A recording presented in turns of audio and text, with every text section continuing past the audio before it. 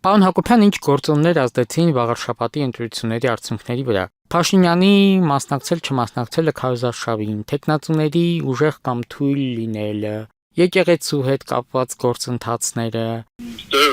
Ընդհանուր առմամբ բոլոր գործոններն էլ ազդել են բնականաբար։ Նախ եւ առաջ պարզ է, որ ազդել է հաստատի էլեկտորատի կառուցվածքը փոխելու հետ բանը գործողությունը, այսինքն խոյ համայնքը վաղարշաբաթին միացնելու, Էջմիածնին միացնելու։ Նախ եւ առաջ դա արվեց, որովհետեւ իրենք էլ շատ լավ գիտեին իշխանությունները, որ Էջմիածնում բավականին պրոբլեմատիկ է քաղաքացիական պայմանագրի ցանկացած տեխնացիով, այսինքն հանդես գալու գործընթացը։ Դա առաջի գործոնն էր, որ ըստ էության իրենք փոխեցին էլեկտորատի կառուցվածքը ընդհանուր առմամբ։ Երկրորդը ես կարծում եմ, որ ցավոք սրտի ընդդիմության բավականին լայն ֆրոնտով, այսինքն տարբեր ֆրոնտերով հանդես գալու այս գործողությունը, որը տեղի ունեցավ, դա նույնպես նպաստեց, որպեսզի ձայները փոշիացվեն եւ այդ փոշին, ինչպես ասում են, նաեւ գնա քաղաքացիական պայմանագրին եւ ցույց տա, որպեսզի քաղաքացիական պայմանագիրը իր 48.5%-ին ավելացնի այդ փոշին եւ ըստ էության ունենա արդեն 50-ից ավել տոկոս ձայն։ Ես նկատի ունեմ, որ եթե ընդդիմության տարբեր սեգմենտներ վստահ չեն, որ իրենք կարողանան գոնե շեմը անցնել, ապա եթե իրենք ուղղակիորեն մասնակցում են օլիմպիական սկզբունքով, ապա դա նշանակում է, որ լրիվ լեգիտիմ իրավունք կա կասկածելու, որ ոմանք, այսպես ասենք, միտումնավոր են մասնակցում ընտրություններին, որպեսզի ըստ էության փոշիացնելով ընտրողների ձայները նպաստում են նաև իշխանության հաջողությանը, որովհետև այնտեղ կային որոշ ընդդիմադիր, ես կարծում եմ ուժեր, որոնց շանսերը անցնելու տեսական էին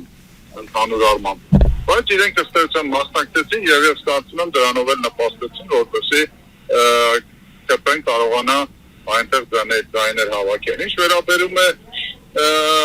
Նիկոլ Փաշինյանի ընտրաշավում ուղղակիորեն չմասնակցելու, այո, ես կարծում եմ, որ ամեն դեպքում իրենք վերլուծել են, իշխանությունը վերլուծել է եւ հասկացել է, որ Նիկոլ Փաշինյանի գործոնը հիմա ի տարբերություն, ասենք 18 թվականի ընտրությունների, անգամ 21 թվականի ընտրությունների եւ այլ բաների, միջոցառումների արդեն իսկ ոչ թե ձայն է բերում, այլ ձայն է տանում։ Ես կարծում եմ իրենք ամեն ինչ արեցին, որպեսզի այս ընտրությունները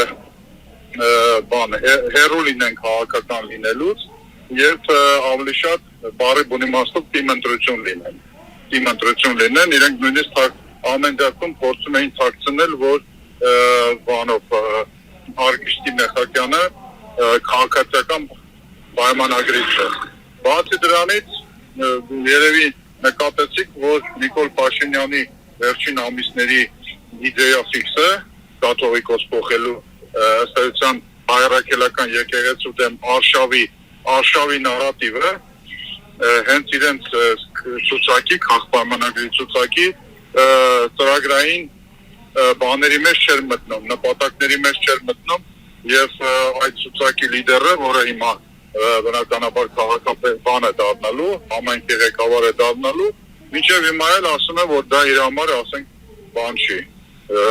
գլխավոր բաներից չի։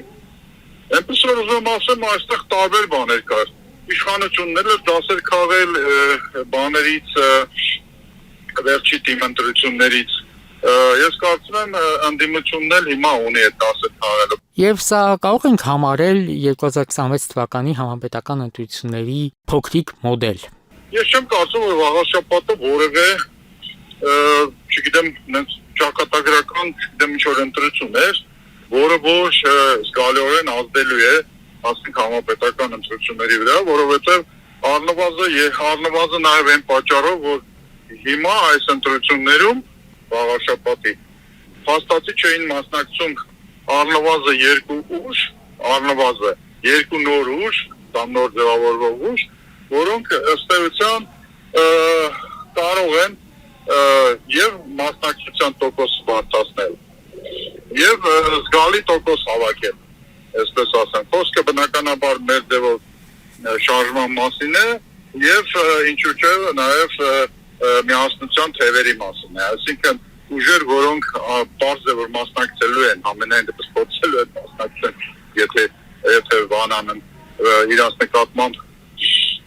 բաներ, այսպես ասենք,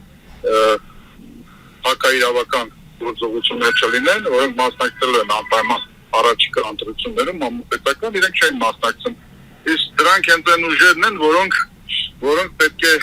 փորձեն ձայներ ստանալ այն ընտրազանգվածից, որը որ չկողմնորոշված է, որը չի մասնակցել ընտրություններին, ի վերջո ընդամենը 45% է մասնակցել։ Մեծ հարց է, դուք ասում եք պատճառների մասին, ես կարծում եմ, որ եթե օրինակ բան լիներ, մասնակցության տոկոսը ավել լինել, ապա իշխանությունը նույնիսկ այս պայմաններում, այս ամեն ինչը անելու պայմաններում եւ ընդդիմության սխալների պայմաններում չէր կարողանալու իր 50% ստանալ, 50+1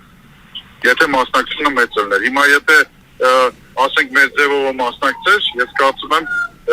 ինքը այդ չմասնակցած 55%-ից էլ մարդ կբերեր ընտրությունների, այսինքն մարդիկ կլինեին, որ նախապատվություն կտային նոր ուժին եւ բնականաբար այդ պարագայում նաեւ ընդհանուր էլեկտորալ արդյունքների պատկերը բավականին կտարբերվեն նրանից ինչ որ գոյություն ունի հիմա։